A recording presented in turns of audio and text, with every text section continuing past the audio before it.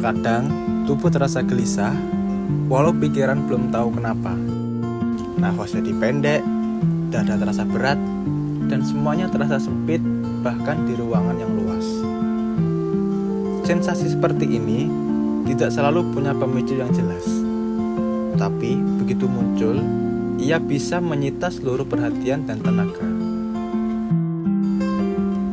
Kecemasan bukan sekedar gugup menjelang ujian atau perasaan tidak enak sebelum wawancara kerja.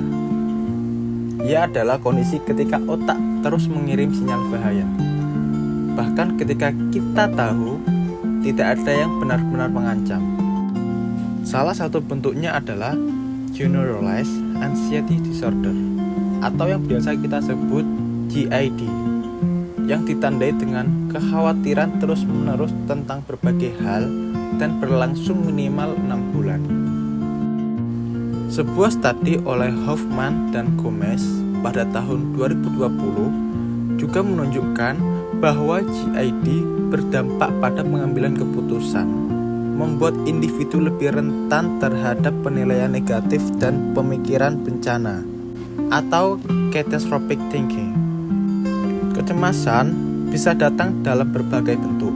Ada yang merasa dadanya sesak, ada yang mual, gemetar, atau mudah marah. Serangan panik adalah bentuk ekstrim dari kecemasan yang muncul secara tiba-tiba dan disertai gejala fisik seperti palpitasi, sesak napas, dan perasaan akan kehilangan kendali. Ada juga bentuk yang lebih sunyi seperti overthinking, susah tidur, dan ketegangan otot yang terus-menerus. Ini sering disebut sebagai free floating anxiety. Berdasarkan data WHO pada tahun 2021, lebih dari 301 juta orang di dunia mengalami gangguan kecemasan, dan prevalensinya meningkat sejak pandemi COVID-19. Kecemasan mempengaruhi lebih sekedar suasana hati. Ia bisa membuat tubuh jadi cepat lelah, sulit fokus, atau merasa tidak punya energi bahkan setelah tidur panjang.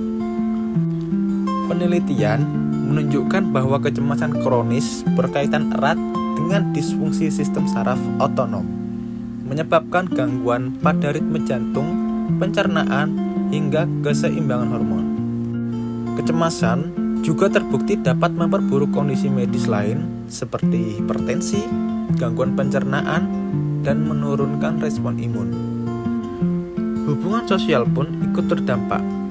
Penderita cenderung menghindari interaksi karena takut dinilai, disalahpahami, atau merasa tidak mampu menjelaskan kondisinya.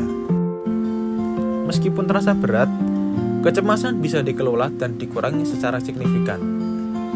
Seperti dengan cara terapi kognitif perilaku atau biasa kita sebut CBT adalah metode paling efektif untuk mengatasi berbagai jenis gangguan kecemasan, termasuk GAD dan panic disorder.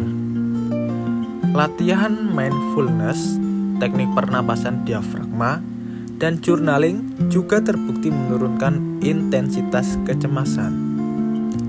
Dalam beberapa kasus, penggunaan selective serotonin reuptake inhibitors atau biasa disebut SSRI direkomendasikan oleh psikiater, terutama jika kecemasan disertai depresi berat. Kecemasan mungkin tidak bisa hilang sepenuhnya, tapi bukan berarti ia tak bisa ditangani. Dengan pemahaman yang tepat dan dukungan yang cukup, hidup bisa terasa lebih ringan, lebih tertata, dan lebih bisa dihadapi. Setiap orang punya jalannya sendiri dalam menghadapi kecemasan, dan setiap usaha, sekecil apapun, tetaplah berarti.